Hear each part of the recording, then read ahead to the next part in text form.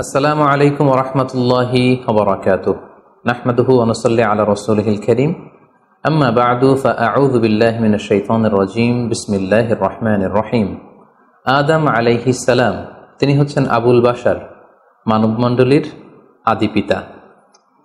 তিনি পৃথিবীর প্রথম মানুষ এবং প্রথম নবী। গোটা মানবমণ্ডলীর মধ্য থেকে আল্লাহ তাআলা আদম আলাইহিস সালামকে পৃথিবীর প্রথম মানুষ এবং প্রথম নবী হিসেবে বাছাই করেছেন। আর আমরা পৃথিবীতে যারা আছি আমরা সবাই হচ্ছে বানি আদম বা আদম আলাইহিস সালামের বংশধর। আল্লাহ তাআলা আদম আলাইহিস সালামকে সৃষ্টি করার অনেক আগে এই পৃথিবীতে প্রথমে জিন তৈরি করেছিলেন।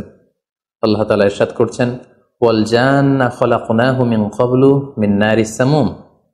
আর আমি মানব জাতি সৃষ্টির অনেক আগে প্রজ্বলিত আগুনের শাখা থেকে জিন জাতিকে তৈরি করেছি।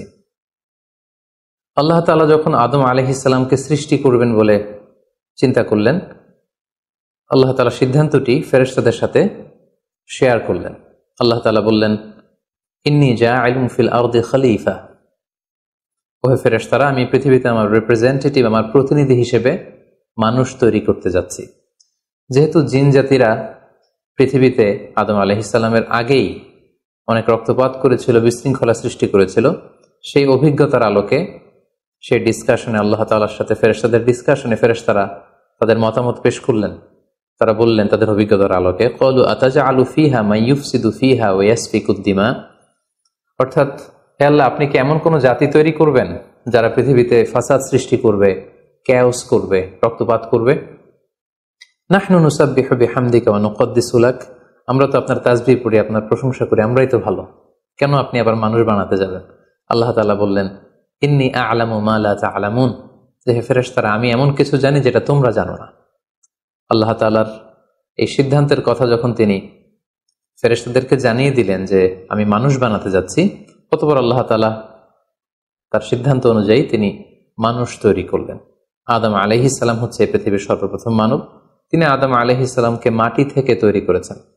এই ভূপৃষ্ঠের যত জায়গায় যত ধরনের মাটি আছে, সব মাটিগুলোকে সেখান থেকে কিছু কিছু অংশ নিয়ে আল্লাহ তাআলা আদম আলাইহিস সালামকে তৈরি করলেন।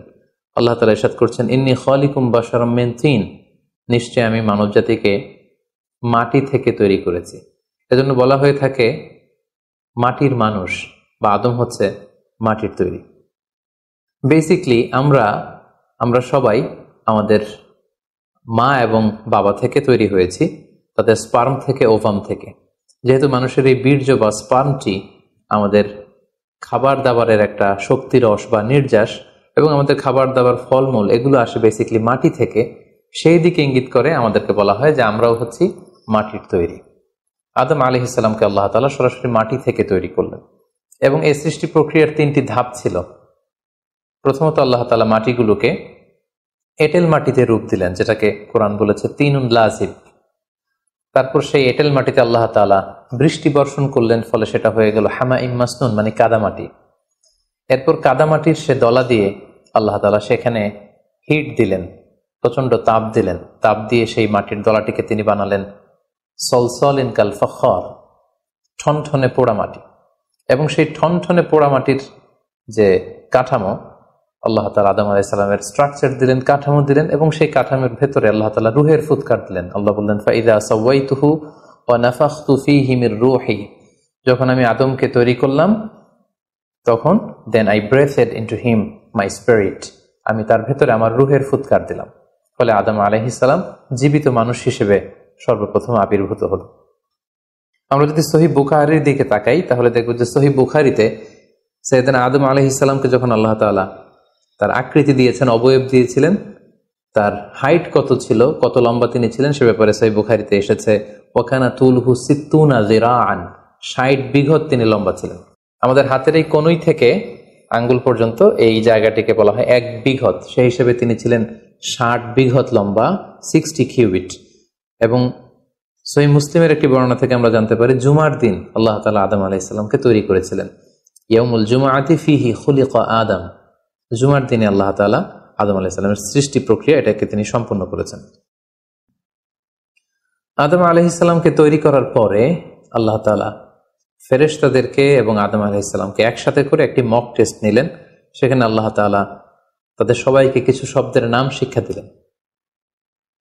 এবং আদম আলাইহিস সালামকে ফেরেশতাদের সামনে এনে ফেরেশতাদেরকে আল্লাহ তাআলা বললেন যে এগুলোর নাম যদি তোমরা আমাকে বলতে পারো তাহলে বলো। আল্লাহ তাআলা বললেন আম্বিউনি বিআসমাই হাউলাই ইন কুনতুম সাদিকিন। ফেরেশতাদেরকে প্রথমে প্রশ্ন করা হলো, বলো তো এগুলোর নাম কি? ফেরেশতারা উত্তর করতে পারলেন না। অতঃপর আদম আলাইহিস সালামকে লক্ষ্য করে আল্লাহ যখন বললেন ইয়া আদম আম্বিহুম বিআসমাইহিম, হে আদম তুমি এই জিনিসগুলোর নাম সবাইকে শুনিয়ে দাও। ফালাম্মা আম্বাআহুম বিআসমাইহিম, আদম আলাইহিস সালাম যখন একটার পর একটা সবগুলো জিনিসের নামকরণ করে ফেলতে পারলেন, সবগুলো জিনিসের নাম বলতে পারলেন, ক্বালা আলাম আকুল লাকুম ইন্নী আ'লামু গায়বাস সামাওয়াতি ওয়াল আরদ, আল্লাহ তাআলা ফেরেশতাদেরকে বললেন আমি কি তোমাদেরকে বলিনি যে আমি আকাশ জমিনের গায়েবের সমস্ত বিষয়ের ধারক এবং বাহক, সব বিষয়ের জ্ঞান আমার কাছে আছে। সো আদমকে আমি এমন কিছু স্পেশাল ফিচার দিয়ে তৈরি করেছি যেগুলো অ্যাঞ্জেলদের মধ্যে ল্যাকিংস ছিল, ফলে ফেরেশতারা সেগুলো জানার পরেও সেগুলোর নাম আল্লাহ তাআলাকে রিপিট করে বলে শোনাতে পারেনি। কিন্তু আদম আলাইহিস সালাম সবগুলো জিনিসের নাম একটার পর একটা তিনি বলে ফেলতে পারলেন। এবং এ থেকে প্রমাণিত হয় যে আল্লাহ তাআলা এখানে ফেরেশতাদের অপারগতা এবং আদম আলাইহিস সালামের শ্রেষ্ঠত্বের প্রমাণ তিনি এখানে স্থাপন করলেন। অনেকে প্রশ্ন করে থাকে যে আল্লাহ তাআলা আদম আলাইহিস সালামকে স্পেশালি এই জিনিসগুলোর নাম শিক্ষা দিয়েছিলেন, ফলে আদম আলাইহিস সালাম বলতে পেরেছেন, কিন্তু ফেরেশতাদেরকে তো এই জিনিসগুলোর নাম শিক্ষা দেওয়া হয়নি। সো তারা কি করে বলবে? কোরআনের কোথাও এটা সুস্পষ্ট বলা হয়নি যে আল্লাহ তাআলা যখন এই জিনিসগুলোর নাম শিক্ষা দিচ্ছিলেন তখন আলাদা করে আদম আলাইহিস সালামকে শিক্ষা দিচ্ছিলেন।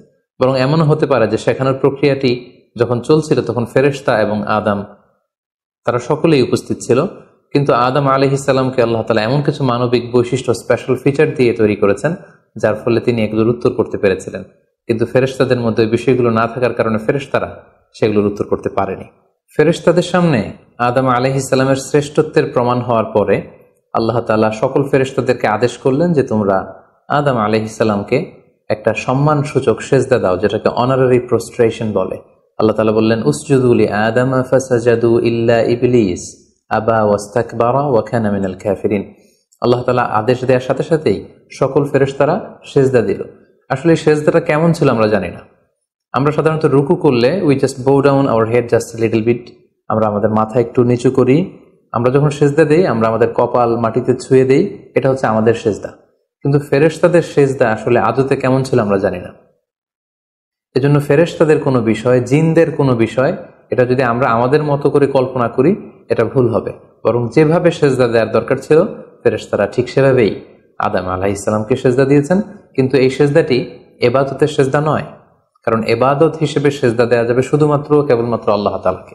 এই সেজদাটি ছিল সম্মান সূচক সেজদা, অনারারি প্রস্ট্রেশন। ফাসাজাদু ইল্লা ইবলিস, আল্লাহ তাআলা আদেশ দেওয়ার সাথে সাথে সকল ফেরেশতারা সেজদা দিল ইবলিস ছাড়া। আবা ওয়াস্তাকবারা ওয়া কানা মিনাল কাফিরিন, সে সেজদা দিতে অস্বীকৃতি জানালো, ফলে সে কাফিরদের অন্তর্ভুক্ত হয়ে গেল। এখন প্রশ্ন হচ্ছে হু ইজ দিস ইবলিস? ইবলিস কে?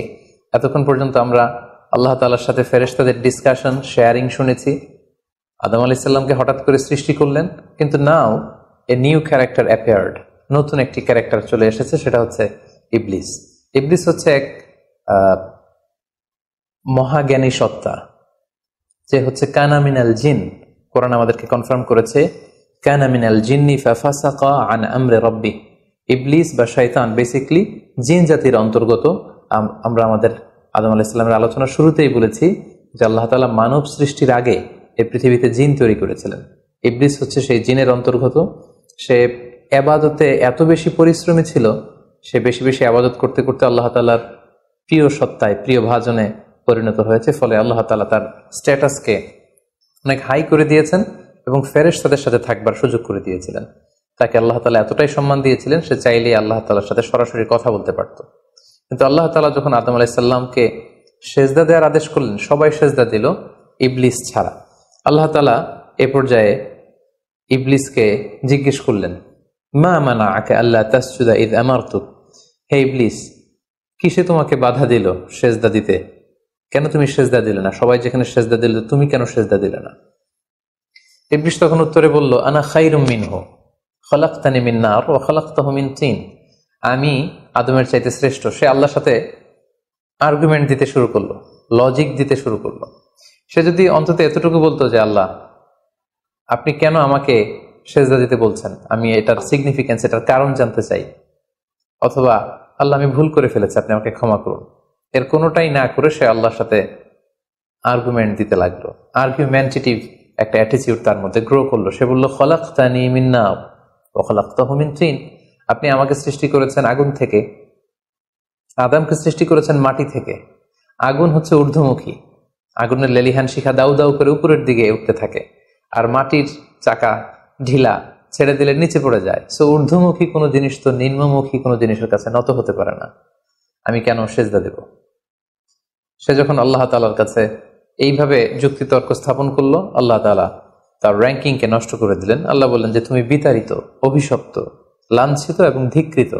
আল্লাহ তাআলা তার যে হাই র্যাঙ্ক এবং স্ট্যাটাস, সেই পদমর্যাদা, তাকে পদমর্যাদাচ্যুত করা হলো। ফলে সে তার আগের অবস্থানে আর থাকলো না। সে আল্লাহ তাআলাকে এবার বলতে আরম্ভ করলো, ক্বালা আনজিরনি ইলা ইয়াউমি ইউবআসুন, হে আল্লাহ, এত বছর আমি ইবাদত করার পরে আপনার প্রিয় ভাজন হলাম, কিন্তু শুধু আদমকে সম্মানসূচক সেজদা প্রদর্শন না করার কারণে আপনি আমার স্ট্যাটাসকে নামিয়ে দিলেন, আপনি আমাকে ধিক্কৃত, অভিশপ্ত বলে ঘোষণা করলেন। তাহলে আমি আপনার কাছে একটা জিনিস চাই, সেটা হচ্ছে আনজিরনি ইলা ইয়াউমি ইউবআসুন, আপনি আমাকে কিয়ামত পর্যন্ত হায়াত দিন, যাতে আমি কিয়ামত পর্যন্ত বেঁচে থাকতে পারি। এবং সে শুধু আল্লাহর সাথে আর্গুমেন্ট দিয়েই ক্ষান্ত হয়নি, সে এ পর্যায়ে আল্লাহ তাআলাকে চ্যালেঞ্জ ছুড়ে দিল। বেসিকলি যদিও ইবলিস এত এত ইবাদত করে আল্লাহ তাআলার প্রিয় হয়েছিল, ফেরেশতাদের পর্যায়ে চলে গিয়েছিল, আল্লাহ তাআলা তার সাথে ডিরেক্টলি কথা বলতো, কিন্তু ইবলিসের ভেতরে একটা সুপ্ত অহমিকা বোধ ছিল। আল্লাহ তাআলা চেয়েছেন এই ইনসিডেন্টের মধ্য দিয়ে সেই সুপ্ত অহমিকা বোধটা প্রকাশ করে দিতে। ইবলিস ভাবতো যে কেউ আমাকে ছাড়িয়ে যেতে পারবে না, আমি সবার চাইতে শ্রেষ্ঠ। সে বলেছিল, আনা খাইরুম মিনহু, আমি তার চেয়ে শ্রেষ্ঠ।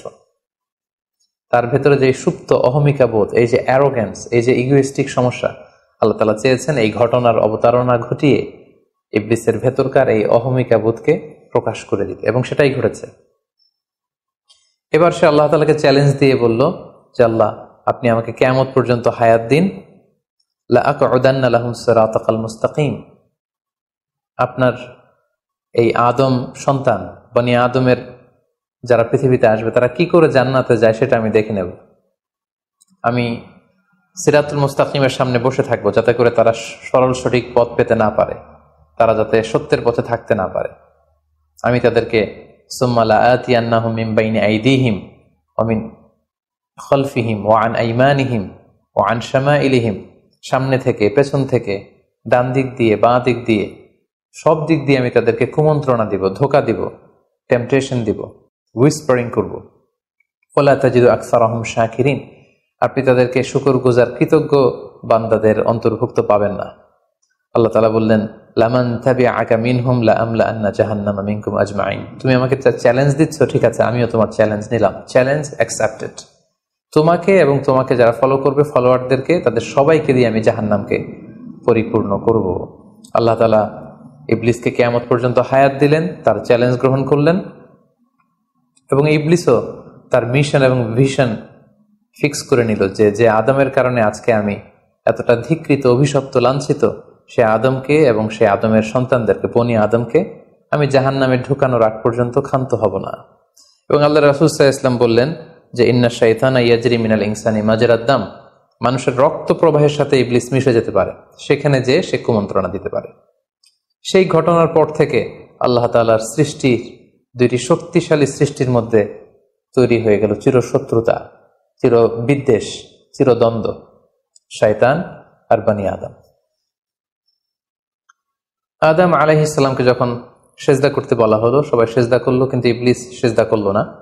এই ঘটনার পর আদম আলাইহিস সালাম কেমন যেন একটু একাকিত্ব এবং অস্থিরতা ফিল করতে লাগলেন, লোনলিনেস, কারণ তার কোনো সাথী নেই, সঙ্গী নেই, প্রতিবেশী নেই, বন্ধু নেই, বান্ধব নেই, কেউ নেই। মানুষ হিসেবে তিনি কেবল একা, বড়ই একা।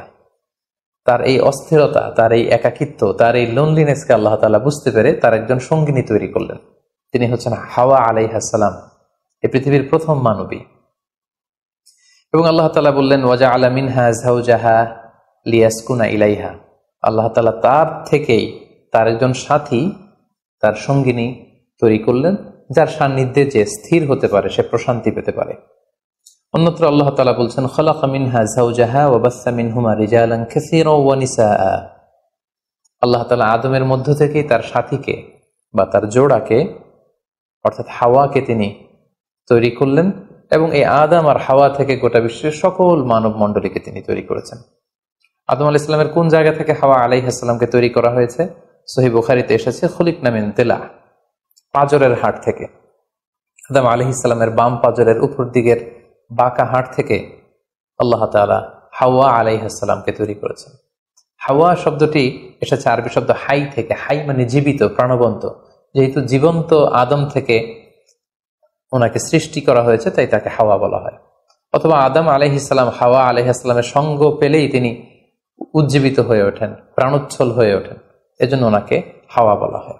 তাহলে পৃথিবীর প্রথম মানবী হাওয়া আলাইহিস সালামকে আল্লাহ তাআলা আদম আলাইহিস সালামের নিঃসঙ্গতা, একাকিত্ব এবং লোনলিনেস যে ফিলিংটা, এটা দূর করার জন্য তার একজন সঙ্গী তিনি ঠিক করে দিলেন, আদম এবং হাওয়া। ইংরেজিতে বলা হয় অ্যাডাম অ্যান্ড ইভ। এবং আল্লাহ তাআলা তাদের দুজনকে জান্নাতে থাকবার পারমিশন দিলেন।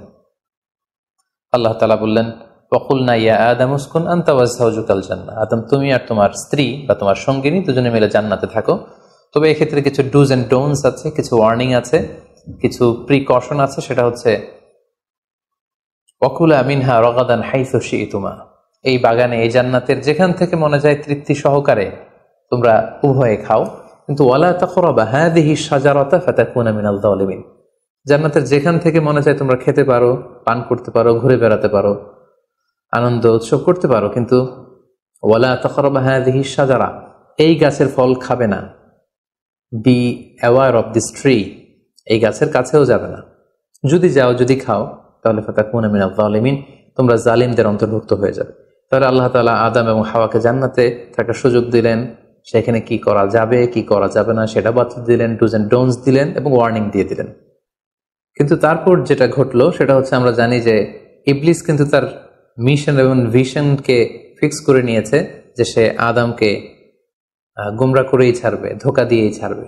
এবং সে অনুপাতে সে সামহাও জান্নাতে ঢুকে আদম এবং হাওয়া আলাইহিস সালামকে হুইসপারিং করে, টেম্পটেশন দিয়ে, কুমন্ত্রণা দিয়ে তাদেরকে বিভ্রান্ত করে ফেলল।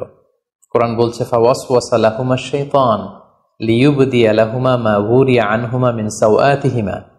শয়তান তাদের দুজনকে টেম্পটেশন দিয়ে, কুমন্ত্রণা দিয়ে ধোকার মধ্যে ফেলে দিল। শয়তান এসে বলল, আমাকে আল্লাহ সৃষ্টি করেছেন অনেক আগে, তোমাদেরকে সৃষ্টি করার আগে আল্লাহ তাআলা আমাদেরকে জানিয়েছিলেন যে তোমাকে এবং হাওয়াকে আল্লাহ তাআলা এই জান্নাতে রাখতে চান না, তোমাদের দুজনকে আল্লাহ পৃথিবীতে পাঠিয়ে দিতে চান। কারণ এখানে তারাই থাকতে পারবে যারা ফেরেশতা, তোমরা ফেরেশতা নও। আর এখানে পার্মানেন্টলি থাকার জন্য, রেসিডেন্সিয়াল পারমিটের জন্য একটা জিনিস লাগে, সেটা হচ্ছে ওই গাছের ফল খেতে হয়। যারা ওই গাছের ফল খেয়ে ফেলবে তারা এখানকার চিরকালীন বাসিন্দা হয়ে যাবে, তারা কখনো পৃথিবীতে যাওয়া লাগবে না। তো এই জন্য আল্লাহ তাআলা তোমাদেরকে ফল খেতে নিষেধ করেছেন ওই গাছে। তোমরা যদি ওই গাছের ফল খেয়ে ফেলো তাহলে তোমরা এখানকার চিরস্থায়ী অধিবাসী হয়ে যাবে। কোনোভাবেই আল্লাহ তাআলা তোমাদেরকে এখান থেকে তাড়াতে পারবেন না। কিন্তু আল্লাহ তাআলা চাইছেন তোমাদেরকে এখান থেকে তাড়িয়ে পৃথিবীতে পাঠিয়ে দিবেন।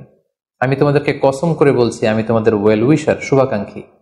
শয়তান বলল যে, ওয়াকাসামাহুমা ইন্নী লাকুমা মিনান নাসিহিন, নিশ্চয় আমি তোমাদের জন্য শুভাকাঙ্ক্ষী, তোমরা আমার কথা শোনো। যদি এখানে আরামে দিনাতিপাত করতে চাও তাহলে তোমরা এই ফল খাও, ফলে তোমাদেরকে আর কোথাও যাওয়া লাগবে না। আদম আলাইহিস সালাম আল্লাহ তাআলার সে দেয়ার ডুজ এন্ড ডোন্টস, সে ওয়ার্নিং এর কথা ভুলে তিনি এবং তার স্ত্রী ওই নিষিদ্ধ ফল থেকে খাওয়া শুরু করলেন। এবং খাওয়ার সাথে সাথেই ফালাম্মা যাকা শাজারাতা বাদাত লাহুমা সাওআতুহুমা ওয়া তাফিকা ইয়াখসিফানি আলাইহিমা মিন ওয়ারাকিল জান্নাহ। ওই নিষিদ্ধ গাছের ফল খাওয়ার সাথে সাথেই আদম আলাইহিস সালাম এবং হাওয়া আলাইহিস সালামের গায়ে যে জান্নাতি পোশাক ছিল, অটোমেটিক্যালি সেই পোশাক খুলে পড়তে আরম্ভ করলো। ওনারা উলঙ্গ হয়ে যেতে লাগলেন। তড়িঘড়ি করে ওনারা জান্নাতের বিভিন্ন পাতা এনে, বিভিন্ন লতা পাতা এনে ওনাদের প্রাইভেটকে ওনারা ঢাকলেন। এবং তখনই ওনারা বুঝতে পারলেন, আমরা কি করলাম, আমরা তো মহাভুল করে ফেলেছি, আমরা তো আল্লাহ তাআলার আদেশকে অমান্য করেছি। আল্লাহ তাআলা সাথে সাথে বললেন, আলাম আনহাকুমা আন তিলকুমা শাজারা। আদম, এটা তোমরা কি করলে? আমি তো এটা কখনো এক্সপেক্ট করিনি। আমি কি তোমাদেরকে নিষেধ করিনি এই গাছের ফল খেতে?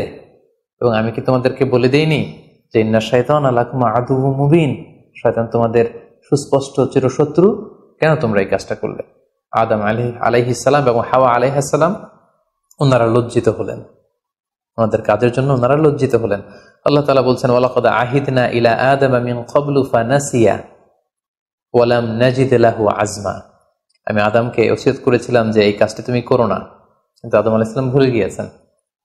আল্লাহ তাআলার আদেশ পালনে আল্লাহ বলছেন, আমি আদমকে দৃঢ় প্রত্যয়ী পাইনি।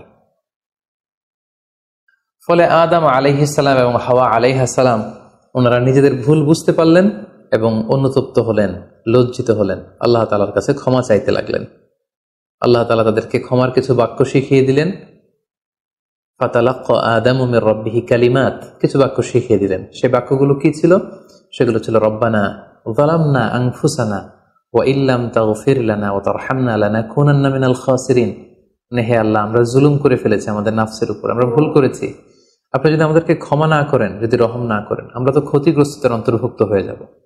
আদম আলাইহিস সালাম এবং হাওয়া আলাইহিস সালাম উভয়ে অনুতপ্ত হলেন, লজ্জিত হলেন এবং চোখের পানি ছেড়ে এই দোয়াটি পড়ে পড়ে আল্লাহ তাআলার কাছে ক্ষমা চাইলেন এবং আল্লাহ তাআলা তাদের উভয়কে ক্ষমা করে দিলেন।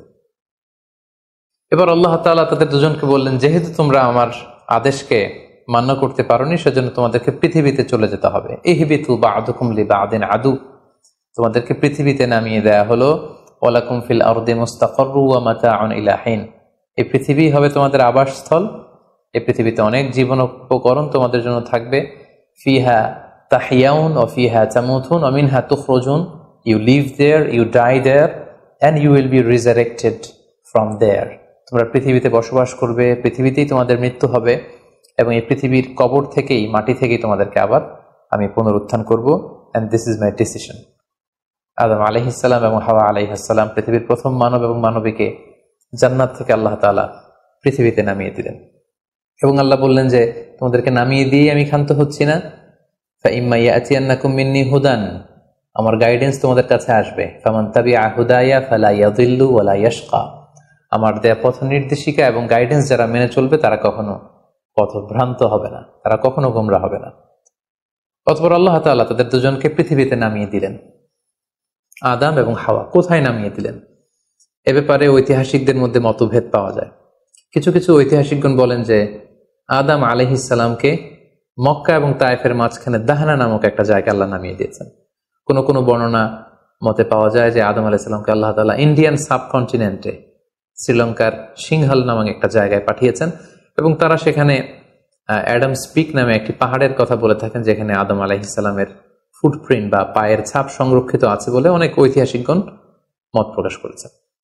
হাওয়া আলাইহিস সালামকে সৌদি আরবের জেদ্দা নগরীতে আল্লাহ তাআলা নাজিল করেন বলে অনেক ঐতিহাসিকগণ মতামত দিয়েছেন। তাহলে তারা পৃথিবীর এক এক দিকে এক একজন, অনেকদিন পরে তারা দুজন সৌদি আরবের জাবালে রাহমা, যেখানে বিদায় হজের ভাষণ দিয়েছিলেন আল্লাহ রাসূল সাল্লাল্লাহু আলাইহি ওয়াসাল্লাম, ময়দানটাকে বলা হয় ময়দানুল আরাফাত, আরাফাতের ময়দানে ওনারা আবার রিইউনাইটেড হয়েছেন এই পৃথিবীর বুকে।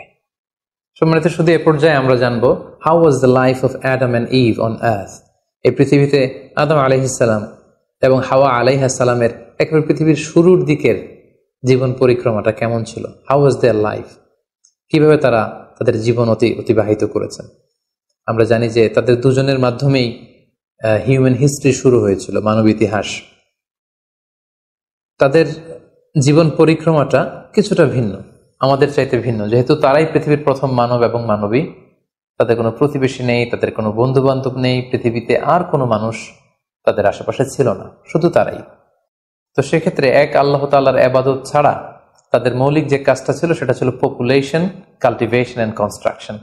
কি করে জনসংখ্যা বৃদ্ধি করা যায় পৃথিবীতে, কি করে সন্তান লালন পালন করা যায়, কি করে চাষাবাদ করা যায়, কি করে ফার্মিং করা যায় এবং কি করে মানব সভ্যতার বিনির্মাণ করা যায়, এটাই ছিল পৃথিবীর প্রথম মানব এবং এই মানবীর প্রধানতম দায়িত্ব। যেহেতু ওনারা যদি নতুন প্রজন্ম তৈরি না করেন, ওনারা যদি চাষাবাদ না করেন, ওনারা যদি সভ্যতা বিনির্মাণ না করেন, তাহলে পৃথিবীতে মানব সভ্যতা টিকে থাকবে না। ফলে মৌলিক ইবাদতের পাশাপাশি এগুলোই ছিল ওনাদের কাজ। আল্লাহ তাআলা সব শিখিয়ে দিলেন কিভাবে গাছ রোপণ করতে হয়, কিভাবে চাষাবাদ করতে হয়, কিভাবে ছাগল গরু এগুলো লালন পালন করতে হয় এবং সেখান থেকে কিভাবে দুধ দহন করে নিজেদের খাবারের যোগান দিতে হয়, বেসিকলি আদম আলাহিসাল্লামের কাছে যে সহিফাগুলো নাজিল হয়েছিল সেখানে শরীয়তের মূলনীতির চাইতে কিভাবে পৃথিবী আবাদ করতে হবে এই বিষয়গুলোই বেশি স্থান পেয়েছিল। এক্ষেত্রে সবচেয়ে মজার ব্যাপার হচ্ছে আদম আলাইহিস সালামের এই জীবন পরিক্রমার সবচেয়ে গুরুত্বপূর্ণ একটি মজার বিষয় হচ্ছে যে কিছুদিন পরেই তাদের কুলকে আলোকিত করে, তাদের সংসারকে আলোকিত করে নতুন প্রজন্ম আসতে শুরু করলো।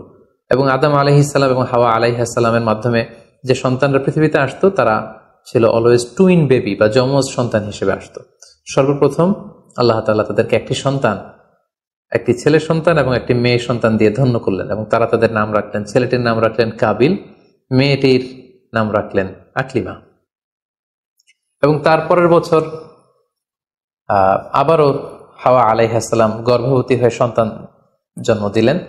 সেক্ষেত্রেও একটি ছেলে একটি মেয়ে, কারণ এই ছেলে মেয়েদের বিয়ে দেওয়ার তখন পদ্ধতি ছিল এই বছর যেই ছেলে জন্মগ্রহণ করেছে সেই ছেলের সাথে পরের বছরের মেয়ের বিয়ে হতো, এবং এই বছর যে মেয়ে জন্মগ্রহণ করেছে তার সাথে পরের বছরের ছেলের সাথে এভাবে ক্রসিং সিস্টেমে বিয়ে হতো। যেহেতু পৃথিবীতে আর কোনো মানুষ তাদের আশেপাশে ছিল না, ফলে নিজেদের ভাই বোনদের মধ্যে বিয়ে হতো, তবে ওলট পালট করে। তো এর ফলে বাই ডিফল্ট আদম আলাইহিস সালামের ছেলে কাবিলের ভাগ্যে এসে জুটল তার পরের টার্নের যে বোন জন্মগ্রহণ করেছে হাবিলের সাথে, তার নাম ছিল লাবুদা। লাবুদার সাথে কাবিলের বিয়ে হবে এবং হাবিলের সাথে ইকলিমার বিয়ে হবে, এটাই ফিক্স করা হলো। কিন্তু এখানে একটি সমস্যা দেখা দিল, সেটি হচ্ছে ইকলিমা ছিল খুবই সুন্দরী, she was a very beautiful lady. ফলে কাবিল এটা মেনে নিতে পারেনি। সে প্রশ্ন উত্থাপন করলো যে কেন আমি লাবুদাকে বিয়ে করব? লাবুদা হচ্ছে কিছুটা শ্যামলা প্রকৃতির, আমি তাকে বিয়ে করব না, বরং আমার সাথে আমার যে বোন জন্মগ্রহণ করেছে সে ইকলিমাকে আমি বিয়ে করব। আদম আলাইহিস সালাম বললেন, না, এটা আল্লাহর দেয়া আদেশ।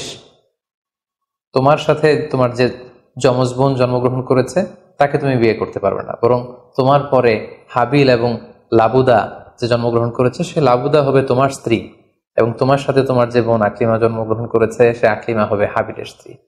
কিন্তু কাবিল এটা সহজে মেনে নিতে পারেনি। ফলে সে এখানে প্রশ্ন উত্থাপন করলো এবং সে বলল যে আমি আকলিমাকে বিয়ে করতে চাই। দেখা দিল এক মহা সমস্যা। তখন আল্লাহ তাআলা আদম আলাইহিস সালামকে জানিয়ে দিলেন, ঠিক আছে, হাবিল এবং কাবিলকে কুরবানি করতে বলো, যার কুরবানি কবুল হবে সেই আকলিমাকে পাবে। এবং তখন কুরবানির সিস্টেম ছিল, কোরবানি করে চলে আসার পরে আকাশ থেকে আগুন এসে যেই কোরবানিকে ঝলসে দিত সেই কোরবানিটা আল্লাহ তাআলার কাছে কবুল হয়েছে বলে ধরে নেওয়া হতো। আদম আলাইহিস সালামের ছেলে কাবিল বেসিকলি চাষি ছিল, সে এক বস্তা গম আল্লাহ রাস্তায় কোরবানি করলো।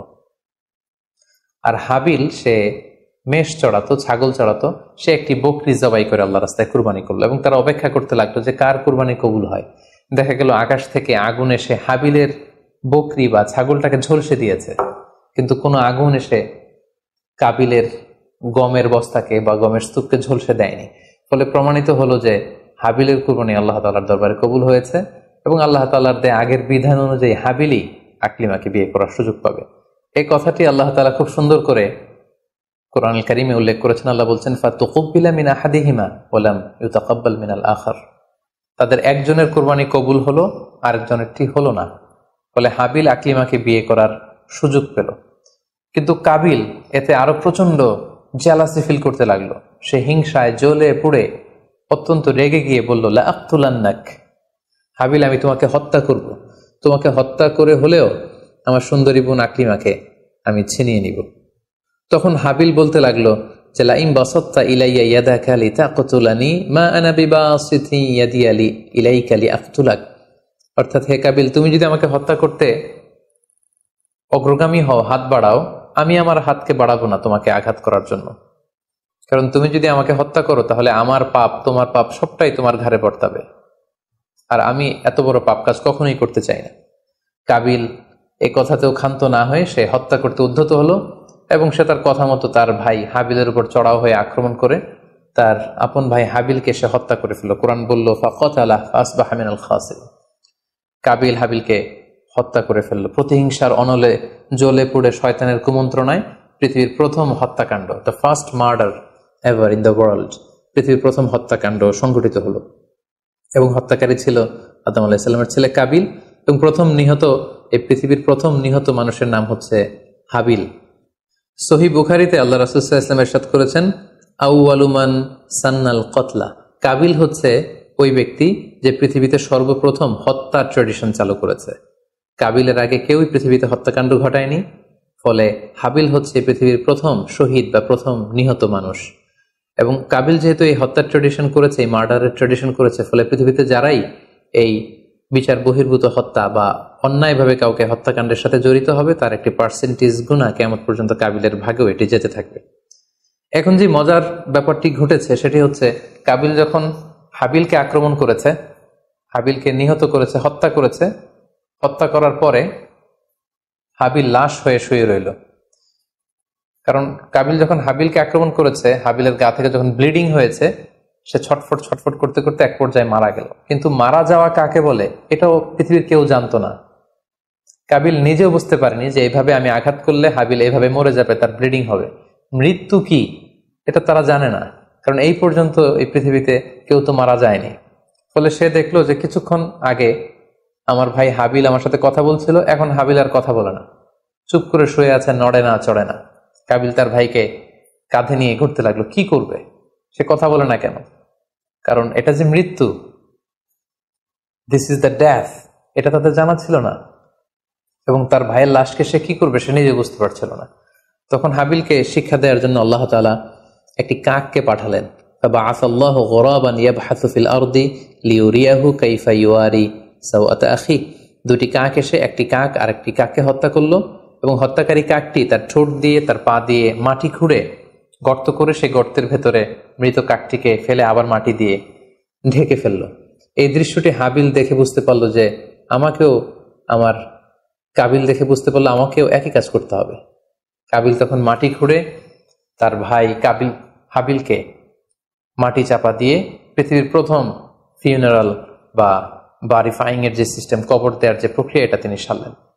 আদম আলাইহিস সালাম তখন চলে গিয়েছিলেন মক্কায় কাবা নির্মাণের কাজে বা হজের কাজে। সেখান থেকে ফিরে এসে এই ঘটনা শুনে তিনি অত্যন্ত দুঃখ পেলেন। তিনি কাবিলকে ভর্ৎসনা করলেন এবং আদম আলাইহিস সালামের সন্তান সন্ততি সবাইকে ডেকে তিনি নাসিহত করলেন, এক আল্লাহর আদেশ মেনে নেওয়ার জন্য তিনি সবাইকে আহ্বান জানালেন।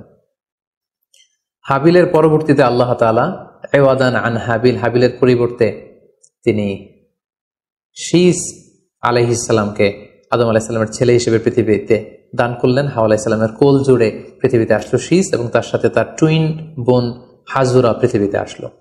এবং আদম আলাইহিস সালামের পরে শীস আলাইহিস সালামকে আল্লাহ তাআলা নবী হিসেবে সিলেক্ট করলেন। এবং সহিহ ইবনে হিব্বানের একটি বর্ণনা এসেছে, যদি বর্ণনাটি দুর্বল, যে শীস আলাইহিস সালামের কাছে আল্লাহ তাআলা 50টি সহিফা নাজিল করেছিলেন। দেখতে দেখতে আদম আলাইহিস সালাম তার জীবনের 1000 বছর পূর্ণ করলেন। তিনি বয়োবৃদ্ধ হয়ে আসলেন এবং তার এই নবুয়তির দায়িত্ব আল্লাহ তাআলা শীস আলাইহিস সালামের কাঁধে দেওয়ার পরে আদম আলাইহিস সালামের পৃথিবী থেকে বিদায় নিলেন। কোথায় তাকে কবর দেয়া হয়েছে? ঐতিহাসিকদের মধ্যে একাধিক মত পাওয়া যায়। কোনো কোনো বর্ণনা মতে ওনাকে মক্কাতে কবরস্থ করা হয়েছে, কোনো কোনো ঐতিহাসিক বর্ণনা মতে ওনাকে বাইতুল মাকদাসে কবরস্থ করা হয়েছে। আর ঠিক এভাবেই পৃথিবীর প্রথম মানব এবং প্রথম নবী আদম আলাইহিস সালাম এই পৃথিবী থেকে বিদায় নিয়ে পরপারে পাড়ি জমালেন। সম্মানিত সুধী, আদম আলাইহিস সালামের এই জীবনী থেকে আমাদের জন্য কি শিক্ষা? কেন আল্লাহ তাআলা কালামুল্লাহ মাজিদে কুরআনুল কারীমে নবীদের ঘটনাগুলো বর্ণনা করেছেন? কেন আদম আলাইহিস সালামের ঘটনা আমাদেরকে শুনিয়েছেন? নিশ্চয়ই এর পেছনে কারণ রয়েছে। সেটি হচ্ছে আমরা যাতে করে এই জীবনী থেকে আমাদের প্রাত্যহিক জীবনের জন্য শিক্ষা, লেসন, এগুলো যাতে গ্রহণ করতে পারি। আদম আলাইহিস সালামের এই বর্ণাঢ্য জীবনী থেকে, সংগ্রামী জীবনী থেকে আমরা কি শিখতে পারি, কি কি লেসন আমাদের জন্য রয়েছে, এ পর্যায়ে আদম আলাইহিস সালামের জীবনী থেকে শিক্ষাগুলো আমরা আলোচনা করব। আদম আলাইহিস সালামের জীবনী থেকে প্রথম যে শিক্ষাটা আমরা পাই সেটা হচ্ছে সৃষ্টির জন্য অহংকার করা বা অ্যারোগেন্স এটা শোভা পায় না। অহংকার করা এটা হচ্ছে স্রষ্টার বৈশিষ্ট্য। কোনো সৃষ্টি কখনো অহংকার করতে পারে না। আল্লাহ তাআলা বলেছেন হাদিসে কুদসিতে, আল কিবরিয়া উরিদাই, অহংকার হচ্ছে আমার চাদর, এজন্য যে অহংকার করবে ওকে আমি জাহান্নামে নিক্ষেপ করব। কিন্তু শয়তানের ক্ষেত্রে আমরা এই মিস্টেকটাই দেখেছি। সে অহংকারের ফাঁদে পা দিয়ে আল্লাহ তাআলার আদেশ অমান্য করেছে এবং সে ধিকৃত অভিশপ্ত একটা সত্তায় পরিণত হয়েছে। এবং সে বলেছে যে আনা খাইর মিনহু, আমি আদমের চাইতে শ্রেষ্ঠ। কোনো বিশ্বাসী, কোনো প্র্যাকটিসিং মুসলিম কখনো নিজেকে বড় মনে করতে পারে না। ইসলাম আমাদেরকে এটা শেখায় না। নিজেকে বড় মনে করা এটা হচ্ছে শয়তানের স্বভাব, যেটা আমরা আদম আলাইসাল্লাম এবং শয়তানের যে ঘটনা, ইনসিডেন্ট, সেখান থেকে আমরা জানতে পারলাম। নিজেকে বড় মনে করা এটা শয়তানের অ্যাটিটিউড। বিশ্বাসীরা কখনো নিজেকে বড় মনে করে না, তারা কখনো অ্যারোগ্যান্ট অ্যাটিটিউডের হতে পারে না। কারণ আল্লাহ রাসূল সাল্লাল্লাহু আলাইহি ওয়াসাল্লাম আমাদেরকে শিখিয়েছেন, আল্লাহুম্মা জাআল ফি আইনি সাগীরা ওয়া ফি আ'ইউনিন নাসি কাবীরা। হে আল্লাহ, আপনি আমার চোখে আমাকে ছোট বানান, মানুষের চোখে আপনি আমাকে বড় বানান। আপনি নিজেকে কখনো বড় বলে উপস্থাপন করতে পারবেন না। আপনি বড়, এটা আপনার মুখে বলা শোভা পায় না, বরং আপনি বড় কিনা ছোট এটা মানুষ প্রমাণ করবে, সেটা মানুষ ডিসাইড করবে। এজন্য আল্লাহ রাসূল সাল্লাল্লাহু আলাইহি ওয়াসাল্লাম বলতেন, হে আল্লাহ, আমার চোখে আপনি আমাকে ছোট বানান, মানুষের চোখে আপনি আমাকে বড় বানান।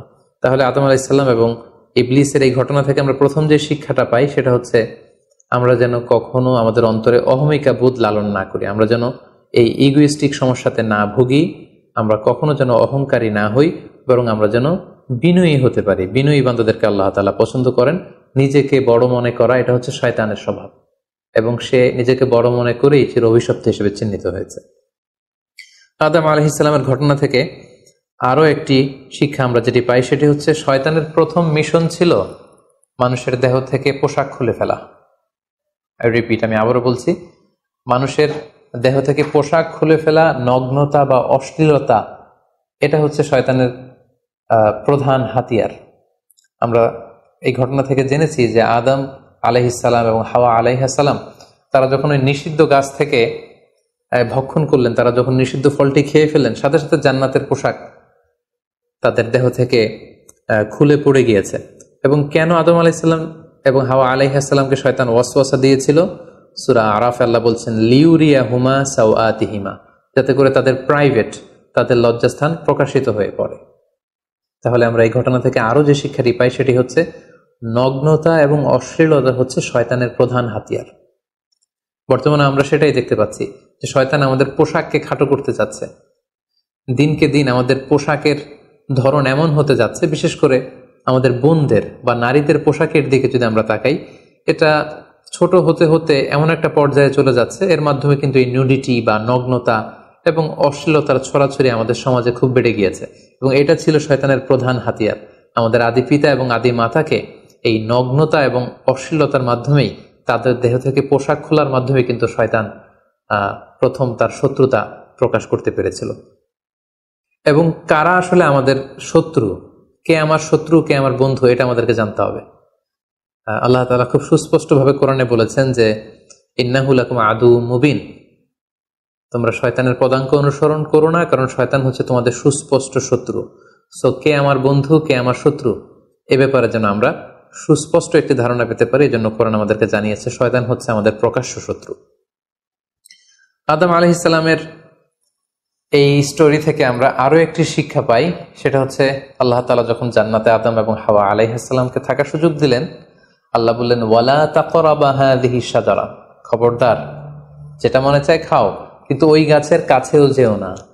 আল্লাহ তাআলা কিন্তু বলেননি ওই গাছের ফল খেও না, আল্লাহ বলেছেন কাছেও যেও না। এটা একটা কোরআনিক টার্ম, কাছেও যাওয়া যাবে না। ফল খাওয়া তো দূর কি বাত, ওই গাছের ফল খাওয়া তো অনেক পরের কথা, আগে কাছে গেলেই না ফল খাওয়া না খাওয়ার প্রসঙ্গটা আসে। এজন্য আল্লাহ তাআলা সাবধান করে বলে দিয়েছিলেন কাছেও যেও না। এটা কোরআনের একটা টার্ম। অশ্লীলতার ব্যাপারে যখন আল্লাহ আমাদেরকে সাবধান করেছেন, আল্লাহ বলেছেন ওয়ালা তাকরাবুজ জিনা, অশ্লীলতার কাছেও যেও না। যেখানে আল্লাহ তাআলা আমাদেরকে শিখাচ্ছেন যে কাছেও যেও না, কিন্তু আমরা আমাদের দেশে কাছে আসার গল্পের নাম কিন্তু এখন শুনছি। আমরা মোস্ট রিসেন্টলি কিছু বছর আগে ক্লোজ আপ ওয়ানের কাছে আসার দুর্দান্ত সব গল্প নিয়ে তারা কিছু প্রোগ্রাম করেছিলেন। সেখানে তরুণ তরুণীদেরকে খুব বেশি কাছে আসার জন্য তারা একে অপরের কাছে আসা, লাভ স্টোরিগুলো শেয়ার করা, এগুলো তারা প্রমোট করেছে। কিন্তু তার বিপরীতে কোরআনিক পয়েন্টস অফ ভিউ যদি আমরা দেখি, সেখানে কিন্তু আমরা ভিন্ন কনসেপশন দেখতে পাই। সেখানে কোরআন আমাদেরকে বলেছে যে কাছেও যাওয়া যাবে না, তোমরা কাছেও যেও না। সো এই বিষয়টি যেন আমরা মনে রাখবার চেষ্টা করি। আদম আলাইহিস সালামের ঘটনা থেকে আরো একটি শিক্ষা আমরা পাই, সেটা হচ্ছে শয়তান সবসময় আমাদেরকে অস্থির বানাতে চেষ্টা করে, মানে আমার আরো লাগবে, আমার আরো চাই, আমার আরো পেতে হবে। যেমন জান্নাতে নিঃসন্দেহে আদম এবং হাওয়া আলাইহিস সালামের জন্য কোনো অভাব ছিল না, সবকিছু সেখানে ছিল। তারপরেও কেন তাদেরকে যেটাকে নিষিদ্ধ করা হয়েছে ওই ফল কেন খাওয়া লাগবে? শয়তান এসে সেই কাজটাই করেছে। শয়তান বোঝাতে যাচ্ছে তোমাদের আরো লাগবে, আরো। এই অফুরন্ত খাবার এবং নাজ নেয়ামতে তোমাদের হবে না, বরং যেটা আল্লাহ নিষেধ করেছে ওইটাতেই যেতে হবে। সো এটা হচ্ছে শয়তানের একটা ধোঁকা দেওয়ার পদ্ধতি। শয়তান সবসময় আমাদেরকে আরো চাই, আমাদের আরো লাগবে, আরো পাওয়ার জন্য শয়তান আমাদেরকে উৎসাহিত করে। এরকম আরো আরো করে যখন আমরা এসবের পেছনে ছুটতে থাকি, ফলে আমরা অস্থির হয়ে উঠি। শয়তান কখনোই চায় না আমরা যেন প্রশান্ত চিত্তের অধিকারী থাকি, আমরা যেন ধীরস্থির থাকি। আপনি যখনই ধীরস্থির হবেন, আল্লাহর সিদ্ধান্তে যখন আপনি সন্তুষ্ট হবেন, তখনই আপনার মনে একটা প্রশান্তি চলে আসবে। ফলে আপনি তখন আল্লাহকে নিয়ে ভাবার সুযোগ পাবেন, আপনার জীবনকে নিয়ে সন্তুষ্ট হবেন। তখন আপনার মধ্যে একটা কামনেস, একটা ট্রায়াঙ্কুলিটি চলে আসবে। কখনোই শয়তান এটা চায় না, বরং শয়তান সবসময় একটা প্রতিযোগিতার মধ্যে রেখে আরো লাগবে, আরো চাই, এরকম একটা উন্মাদনা, অস্থিরতা শয়তান সবসময় আমাদের মধ্যে ছড়িয়ে দিতে চায়। এই গল্প থেকে আমরা আরো একটি জিনিস শিখতে পারি, সেটা হচ্ছে দ্য পাওয়ার অফ দোয়া। দোয়ার যে কত বড় শক্তি। একটু খেয়াল করে দেখুন যে আল্লাহ তাআলা শয়তানের দোয়াও কিন্তু ফিরিয়ে দেয়নি, কিন্তু আমরা অল্পতে নিরাশ হয়ে যাই। শয়তান বলেছিল, আল্লাহ তুমি আমাকে চিরকাল বেঁচে থাকার সুযোগ দাও, লম্বা হায়াত দাও। আল্লাহ এই দোয়া কবুল করলেন। শয়তান বললেন, আল্লাহ আমি ডানে বায়ে সামনে পেছনে সব দিক থেকে যেন আদম এবং হাওয়াকে, মানুষকে কুমন্ত্রণা দিতে পারি, তুমি সুযোগ দাও। আল্লাহ সুযোগ দিলেন, আল্লাহ দোয়া কবুল করলেন। শয়তান বলল, আল্লাহ আমি যেন মানুষের শিরায় উপশিরায় রক্তের প্রবাহের ভেতরে ঢুকে যেন আমি টেম্পটেশন দিতে পারি। আল্লাহ তাআলা এটাও কবুল করলেন। তো যে আল্লাহ তাআলা শয়তানের দোয়া কবুল করে ফেলতে পারেন, সে আল্লাহ তাআলাকে আমাদের দোয়া কবুল করবেন না? অবশ্যই করবেন। তো সেক্ষেত্রে দোয়ার মতো দোয়া করতে হবে। সিনসিয়ার দোয়া ইজ লাইক এ মিসাইল। আপনি যদি সিনসিয়ারলি দোয়া করেন, এটা মিসাইলের মতো। মিসাইল হামলা করলে যেমনি লক্ষ্যবস্তুতে যে ভেদ করে, তেমনি দোয়ার মতো যদি দোয়া করা যায়, চাওয়ার মতো যদি আল্লাহ তাআলার কাছে চাওয়া যায়, সেই দোয়াটাও আল্লাহ তাআলা কবুল করবেন। দোয়া ইটস অ্যান আর্ট, এটা একটা শিল্প। কেমন করে চাইতে হয়, কেমন করে দোয়া করতে হয়, সেটাও জানতে হয়। সো আমরা যখন আল্লাহ তাআলার কাছে চাইবো, আমরা যেন খুব সিনসিয়ারলি চাই। 5 নম্বর যেই শিক্ষাটি আমরা পাই, সেটা হচ্ছে রিপেন্টেন্স, অনুতপ্ত হওয়া। শয়তানও আল্লাহর আদেশ অমান্য করেছে, আদম আলাইহিস সালামও আদেশ অমান্য করেছে। আল্লাহ বলেছেন সেজদা দাও, শয়তান সেজদা না দিয়ে আদেশ অমান্য করল। আল্লাহ তাআলা আদমকে বলেছেন এই গাছের কাছে যেও না, আদম আলাইহিস সালাম ভুল করে খেয়ে তিনিও আদেশ অমান্য করলেন। পার্থক্যটা কোথায়? পার্থক্য হচ্ছে শয়তান ভুল করে সে ভুলের উপর অটল থেকে গিয়েছিল, অহংকার করেছিল। কিন্তু আদম আলাইহিস সালাম ভুল করে তিনি অনুতপ্ত হয়েছিলেন। শয়তান ভুল করে ভুলের উপর স্থির থাকে, আর আল্লাহর প্রিয় বান্দারা ভুল করে তারা আল্লাহ তাআলার কাছে ক্ষমা চায়। আমরা মানুষ হিসেবে আমাদের ভুল হতেই পারে, এটা খুবই স্বাভাবিক। কুল্লুকুম খাত্তা, তোমরা সবাই পাপী, ওয়া খায়রুল খাত্তাইনা তাওয়াবুন। এই পাপীদের মধ্যে সবচেয়ে শ্রেষ্ঠ পাপী হচ্ছে যে পাপী পাপ করার পরে আল্লাহ তাআলার কাছে তওবা করে, অনুতপ্ত হয়। অনুতপ্ত বান্দার চোখের পানির যে কত পাওয়ার, জাহান্নামের আগুন কোনো কিছু দিয়ে নেভানো সম্ভব না, কিন্তু অনুতপ্ত বান্দার চোখের পানি দিয়ে জাহান্নামের আগুন নিভে যায়। একজন বান্দা যখন ভুল করে, পাপ করে, ভুল বুঝতে পেরে অনুতপ্ত হয়ে চোখের পানি ছাড়ে, তার চোখের পানি চোখ বেয়ে, তার নাকের ডগা বেয়ে মাটিতে পড়ার আগেই আল্লাহ অনুতপ্ত বান্দার সব গুনাহ মাফ করে দেন। তাই আমরা যেন আল্লাহ তাআলার কাছে অনুতপ্ত হতে পারি। শয়তান আল্লাহকে সেদিন চ্যালেঞ্জ দিয়ে বলেছিল, আল্লাহ আমি দেখে নেব কি করে তুমি তোমার বান্দাদেরকে জান্নাতে ঢুকাও। আল্লাহ তাআলা বললেন, চ্যালেঞ্জ অ্যাকসেপ্টেড, তোমার চ্যালেঞ্জকে আমিও গ্রহণ করলাম। তুমি আজীবন আমার বান্দাদেরকে ধোঁকা দিবে, কিন্তু আমার বান্দা যখন অনুতপ্ত হয়ে চোখের পানি ছেড়ে ক্ষমা চাইবে, আমি জীবনের সব গুনাহ মাফ করে দেব। সো অনুতপ্ত হয়ে আল্লাহর কাছে চাওয়ার এই সুযোগকে যেন আমরা নষ্ট না করি। আমরা যেন ভুল করলে আল্লাহ তাআলার কাছে ক্ষমা চাই, আমরা যেন তাওবা করে ফিরে আসি। 6 নম্বর যে শিক্ষাটি আমরা আদম আলাইহিস সালামের গল্প থেকে পাই, সেটা হচ্ছে our life is full of struggle. আমাদের জীবনটা হচ্ছে খুবই স্ট্রাগল করে এই জীবনটাকে লিড করতে হয়। এখানে অনেক ইফোর্ট দিতে হয়। দুনিয়াকে বলা হয় দারুল আসবাব, পরিশ্রম করে, লড়াই করে নিজের অবস্থানকে এখানে জানান দিতে হয়। প্রতিকূল পরিবেশে কিভাবে আপনি টিকে থাকবেন, দুর্যোগ মোকাবেলা করে কিভাবে আপনি টিকে থাকবেন, সেটার শিক্ষা কিন্তু এই পৃথিবীতে আছে। যেমন আদম আলাইহিসসালাম, হাওয়া আলাইহিসসালাম যখন পৃথিবীতে এসেছেন, তাদের জন্য সবকিছু যে একেবারে প্রিপেয়ার্ড ছিল ব্যাপারটি এমন নয়। ওনাদেরকে কষ্ট করতে হয়েছে, ওনাদেরকে চাষাবাদ করতে হয়েছে, মেষ পালন করতে হয়েছে, গাছ রোপণ করতে হয়েছে, ঝড় ঝঞ্ঝা বন্যা, এই প্রতিকূল পরিবেশে তাদেরকে টিকে থাকার লড়াই করতে হয়েছে। ফলে এই পৃথিবীতে টিকে থাকতে হলে লড়াই করতে হয়, সংগ্রাম করতে হয়। এই জীবনটা হচ্ছে সংগ্রামময় একটা জীবন। ফলে আদম আলাইহিস সালামের এই সংগ্রামী জীবন থেকে আমরা এটাও বুঝতে পারি যে এখানে আমাদেরকে টিকে থাকার জন্য লড়াই করে করে নিজের অস্তিত্বের জানান দিতে হবে। সর্বশেষ আদম আলাইহিস সালামের জীবনী থেকে যে আমরা শিক্ষাটি পাই, সেটি হচ্ছে এই পৃথিবীতে অনেক ধরনের ফিতনা আছে, এর মধ্যে নারী ঘটিত ফিতনা একটি বড় ধরনের ফিতনা, এবং এই পৃথিবীর প্রথম যে হত্যাকাণ্ড সেটা নারী ঘটিত কারণেই হয়েছে। এবং সহিহ মুসলিম আল্লাহ রাসূল সাল্লাল্লাহু আলাইহি ওয়াসাল্লাম বলেছেন, ফাইন্না আউওয়ালা ফিতনাতি বানি ইসরাঈল কানাত ফিন্নিসা, বনি ইসরায়েলের প্রথম ফিতনাও নারীদের ব্যাপারেই ঘটেছে। এবং আল্লাহ রাসূল বলেছেন, আমার পরে তোমাদের জন্য নারীদের ফিতনার চাইতে বড় কোনো ফিতনা আমি রেখে যাইনি। ফলে এই নারী ঘটিত ফিতনা থেকে আমাদেরকে সাবধান থাকতে হবে। বর্তমানেও যখন আমরা পত্রপত্রিকা খুলি, প্রায় কিন্তু আমরা এই ধরনের অশ্লীলতা, নগ্নতা, ধর্ষণের মতো জঘন্য ঘটনার কথা আমরা শুনি। এতে করে আমরা বুঝতে পারছি যে নারী ঘটিত ফিতনাটা আসলেই অনেক বড় ফিতনা। এক্ষেত্রে আসলে নারীদেরকে ব্লেম করা হচ্ছে না, এক্ষেত্রে উভয়ই সমানভাবে অপরাধী। নারী পুরুষ উভয়কে আল্লাহ তাআলা তাদের চোখকে অবনমিত রাখতে বলেছেন। এই হাদিস দ্বারা এটা প্রমাণ হয় না যে নারীদেরকে ব্লেম করা হচ্ছে, বরং ঘটনাটা যেহেতু নারী কেন্দ্রিক, সেহেতু নারী ঘটিত ফিতনার কারণে পৃথিবীতে প্রথম হত্যাকাণ্ড ঘটেছে, এবং এখনো এ জাতীয় ঘটনার কারণে অনেক ধরনের ফাসাদ ফিতনা সমাজে ছড়িয়ে পড়ছে। সো আমাদেরকে আদম আলাইহিস সালামের জীবনী থেকে আরো একটি শিক্ষা হচ্ছে, এই নারী ঘটিত ফিতনা থেকে বেঁচে থাকার জন্য নারী পুরুষ উভয়কেই তাদের নজর বা দৃষ্টির লাগাম টেনে ধরতে হবে। দৃষ্টিকে যদি আমরা নিয়ন্ত্রণ করতে না শিখি, তাহলে ফিতনা কমানো সম্ভব না।